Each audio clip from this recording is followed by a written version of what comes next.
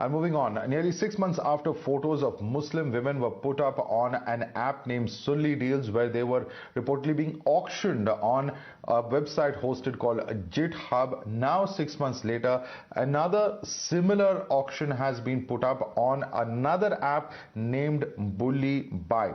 Now this has come posting photographs of hundreds of Muslim women. Not only this, these women have been put up for auction, and the Union IT Minister Ashwini Vaishnav has assured action to the victims, following which many political parties and leaders have also been raising this issue, and FIR also being registered in this case in Maharashtra. ऐसी लड़कियों का portal पे photo के साथ जिस तरह से चीजें रखी गई उसकी हम निंदा करते हैं। मैं स्वयं गृह मंत्री जी को पत्र लिखकर इन पे कार्रवाई करने की मांग करूंगा।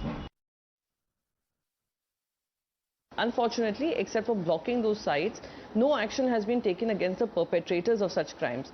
These perpetrators who demean women, who talk about women in a derogatory way, who commodify women, leading to mental harassment for these women who are active on social media, is extremely unfortunate.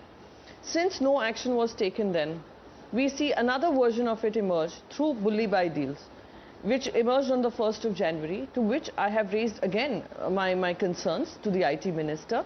And also, since some of those who are being bullied and targeted are from the city of Mumbai, I had requested Mumbai Police, and Commissioner of Police was kind enough to take this forward, and we have started the investigation on it. I'm hoping this leads to a logical conclusion. These kinds of activities are spreading in various parts of the country in recent times only because the establishment is not promptly checking them and taking appropriate legal action against such mischief mongers.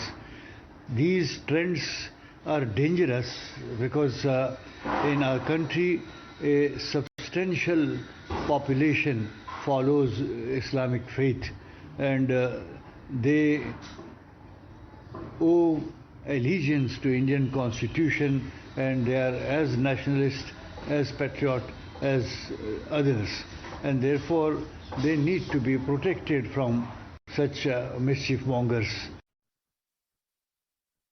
This is obnoxious, criminal, putting up names, photos on the internet. Sulli Deals, Bulli Deals. How dare you do something like this? And you're getting away with it. And that is the impunity that we want to question today. Why is the police not taking suo motu action? Why is my Home Minister not raising his voice?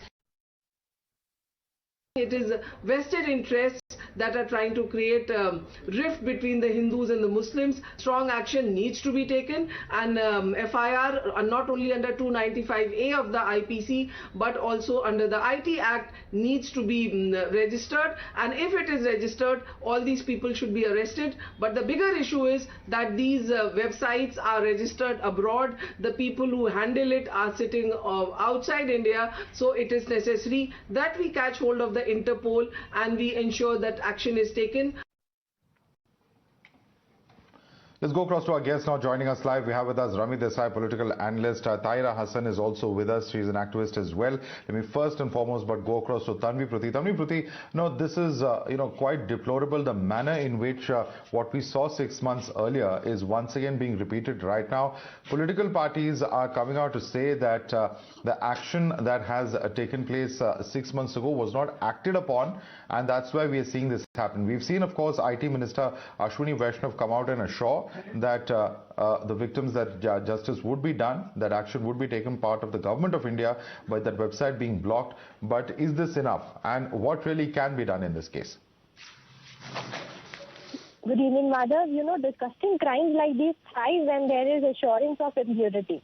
I mean, mere blocking of handles and hollow FIRs is no answer. Do you really want to believe that Home Ministry is so incompetent that they can't track these people, where they could track Disha Ravi's and Riya Chakrabarti's history in a day? So, Modi government really needs to set a strong precedent over here, because this not only is completely misogynistic, it is also communal. So, so they really need to set a strong precedent, and by punishing these sick human beings. Well, absolutely. Deadly cocktail there, as you rightly put it, of misogyny and communalism. Rami Desai, why is it that the Union Home Ministry, which is swift to crack down in the case of Disha Ravi, Tanvi Pruthi asks, is not able to crack down on the online perpetrators of such horrific and disgusting crimes, is the word that she used. Your response to that? Good evening, Madhav. First of all, let me say that nobody can defend this at any level whatsoever. You know, these acts of targeting women and outraging their modesty is exactly the reason that women hesitate to be a part of public platforms, of leadership roles, that pushes them in challenging positions, because finally they will upset or challenge someone who will neutralize their position in one clean sweep by attacking their modesty or privacy. And that would potentially shame them. Now, I use the word shame here particularly because eventually who's the person who shames the victim? More often than not, it's society and it's their own family. So to give misogyny a political color is also utterly detrimental to the cause that sees women fight this sort of harassment every single day. Now, anyone seeing this with a right versus left binary is either naive or trying to gain political mileage, because this is a much larger issue. Sure, in this incident, I accept that Muslim women have been targeted, but so have Hindu women through Love Jihad or Love Cross. We've only recently seen Mr. Ramesh make completely insensitive remarks in the Karnataka Assembly. There are so many cases, and these cases reoccur because of the mindset that men and women equally bear in our society. Now, if the government and the police had not swung into action, not filed an FIR, one could have blamed, their reticence in this case. But that is not the case. So we have to dig deeper. Now, let me also tell you, Madhav, just let me throw a few statistics out here. Let me tell you that 8 out of 10 people in India have experienced some form of online harassment, with 41% of women having faced sexual harassment on the web. The most common form of online harassment was found to be abuse and insults. And almost in one of the surveys, 63% of the respondents said that was the case. So this is not a political issue. This is not a communal issue. And I think we have to be very careful. One second. Let me just come in here, Rami Desai, on that. Online. Yes, certainly. To an extent, you have a very important point that you've raised, that online abuse is not restricted to any one ideology, any one geography, or any one gender for that matter. But let me take that question across to Tahira Hasan. And Tahira Hasan, in this case, Rami Desai says that there was an FIR filed, but there are legal challenges also, because the site that hosts this earlier version that came about 6 months ago, that particular site is in the United States, and their servers are located there. They had refused to comply with Indian law. So there are some legal points also that will have to be resolved if such cases have to be cracked down upon in the future. Of course, this is an assault on the dignity of the women. And the another thing I want to say, that the Muslim women are also citizens of this country. I don't want to divide the women in different brackets, but this time this happened, especially with the Muslim women. That's why we are just taking using this phrase. But that uploading their pics online and auctioning them, don't you think that it is an assault on dignity of women? And it should be tackled very seriously. And the perpetrators who just created this group, those polluted mind, mentally sick people, should be punished. First, it was happened on 4 July 2021. Why no action was taken? Why they were not punished? Why the crime against the women is not taken seriously? Women are not commodity.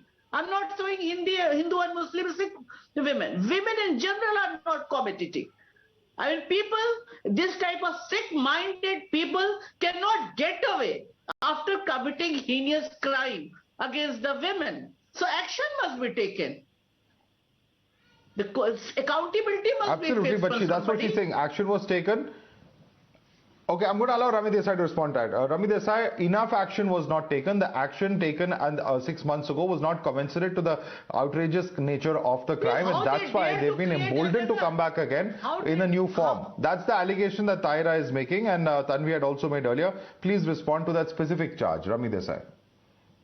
Madhav, obviously nothing is good enough when situations like this happen because people's reputations are dragged through public platforms. Having said that, these are also complicated matters. Now, if the case or if this site has been started internationally, there is, I assume, a certain amount of time that will be taken. Having said that, we have to be really, really careful while using these sort of terminologies in terms of Muslim women, Hindu women, because it communalizes it to begin with. How do we know that this is not an outside agency, an international agency trying to manipulate the already existing fault lines in this country? So when we discuss this, we have to discuss this with a little bit of responsibility. But having said that, it is not a question, again, I'm saying, of, a left versus right or a political situation, because this has been going on in our country irrespective of the dispensation that has been in power. So the fact remains that, yes, cybersecurity laws need to be tightened. Our reaction time needs to be immediate. We have to make women's issues priority, but we have to also look at it for what it is, not what we want it to be in terms of, political mileage or, some sort of trending topic. No, it's not a question of political All right, mileage. I'd like to thank all of you for joining us. All right, quick response, please, quick response. No, I'm saying it's not a question of political mileage. I myself is saying I just don't want to put the women in bracket of Hindu or Muslim.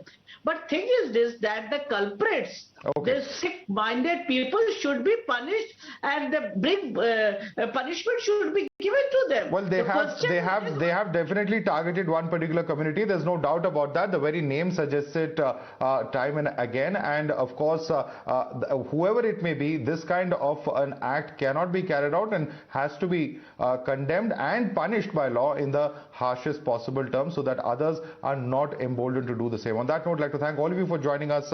We have to slip into a quick break for now.